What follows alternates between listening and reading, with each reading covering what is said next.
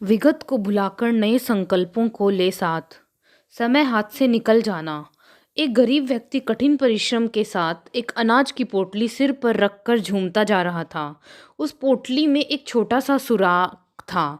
धीरे धीरे उस सुराख से अनाज के दाने एक एक कर गिरते गए, पर व्यक्ति अनजान रहा। लगभग बोरी खाली हुई तो उसका ध्यान गया। देखा तो पीछे दूर तक उसके मेहनत के कमाए दाने फैले पड़े थे। कुछ नजर आ रहे थे, कुछ धूल में मिलकर दिखाई भी नहीं दे रहे थे। उसने गहरे दुख व ललक भरी नज़र उन दोनों पर डाली, जरूर, लेकिन बस पछतावा ही उसके हाथ बचा। अंदर से एक ही भाव उठा कि काश मैं इन दोनों को फिर से पा सकता। वास्तव में यही स्थिति व्यक्ति की होती है। समय हाथ से निकल जाने पर यूं ही न बिखरने दें।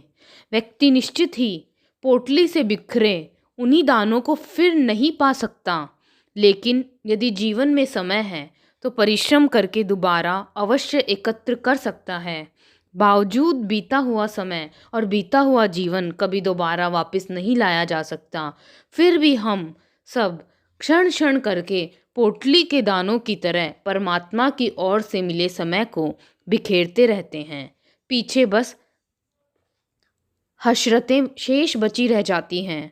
आता हुआ नववर्ष 2022 हम सब से एक ही पुकार कर रहा है कि मैं आ तो गया हूँ, लेकिन फिर से 2021 की तरह हमें यूं ही न बिखरने देना। सुखमय भविष्य की ओर फिर से बढ़ें। सन 2021 जा चुका, पर इसने न जाने कितनी बुरी भली, दुखद सुखद, कड़वी मीठी, प्रिय अप्रिय, होनी अनहोनियों को अपने में उदस्त करते हुए सदा के लिए काल के गाल में पहुंचा दिया है।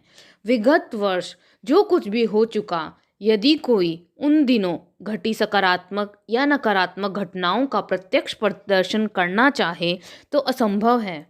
सदैव से होता यही आया है, इसलिए समय को काल भी कहते हैं। काल अनंत काल से अपने साथ न जाने कितने प्रभावों, स्वभावों, अभावों, दवाओं से लेकर जीवन, परिवार, समाज से जुड़े उखाड़ पछाड़ को अपने में समाता रहा है, आगे भी समाता जाएगा। लेकिन समझदार लोग मिले अनुभवों के सहारे आने वाले समय के अच्छे से उपयोग का तरीका निकालकर सुखमय भविष्य की ओर फिर से बढ़ चलेंगे। यही जीवन का उसूल है। जीवन को आनंद की धारा में बहने दो। विगत वर्ष कितनी पीड़ाएं, कटुताएं लोगों ने सही।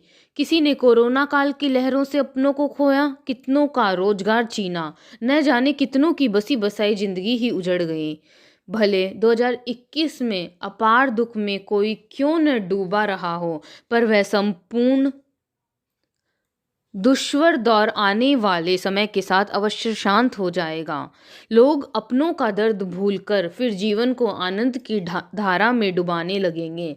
समय के साथ धीरे धीरे सबकी जिंदगी पटरी पर लौट आएगी। हंसी के ठहाके फिर गूंजेंगे।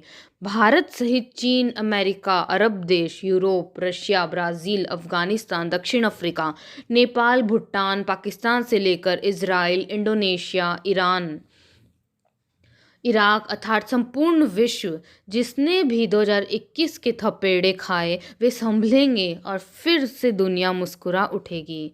समय इस ब्रह्मांड का सबसे बड़ा चिकित्सक है। समय इस ब्रह्मांड का सबसे बड़ा चिकित्सक है, जो जीवन में शांति, प्रसन्नता का लेप लगाकर सबके दुख, कष्ट, पीड़ाओं को हर लेता है। यह सबसे बड़ा सर्जक भी है और सर्वश्रेष्ठ औषधिदाता वैद्य भी।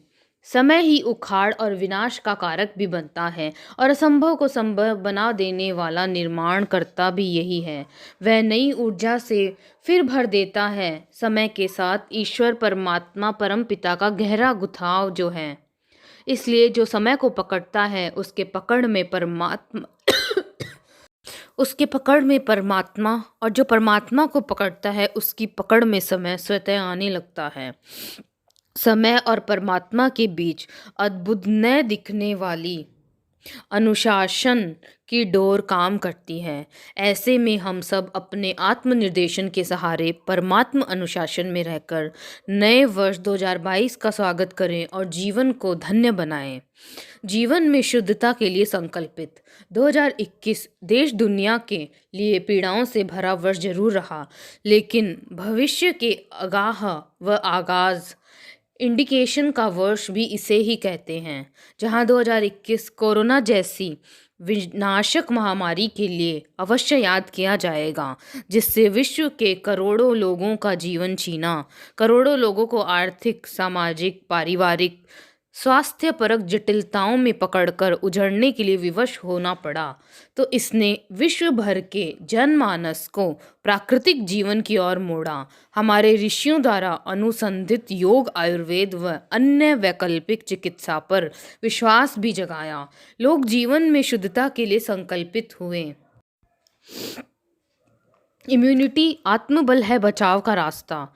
लोगों का अनुभव हुआ है कि कोरोना जैसे अनेक वायरसों से बचाव का रास्ता तो इम्यूनिटी है, जिसे जीवन में जगाने की शैली हमारे ऋषियों ने हजारों साल पहले खोज दी थी कि यह प्रकृति के बीच ही मिल सकती है। प्रत्येक परिस्थिति में जीवन में शुद्धता, पवित्रता की प्रतिष्ठा से यह संभव है।